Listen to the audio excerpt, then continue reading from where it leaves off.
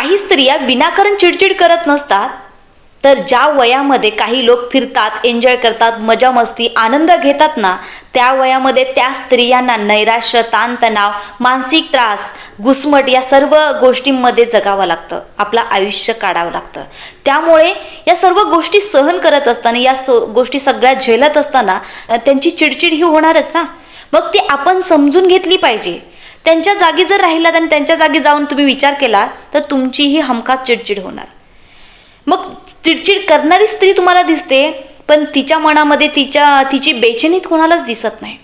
मग ती बेचैनी समजून घेण्यासाठी तिच्या जागी जाऊन तिचा विचार करा की तिला कोणता त्रास होतो. अरे या वयामध्ये चिडचिड केलेली स्त्रीची दिसते, पण तिचा विचार कुणीच करत नाही. तिच्यासाठी काय हवं आहे, तिला काय नको आहे, तिला काय गरजेचं आहे, या सर्व गोष्टींची कोणीच विचार करत नाही.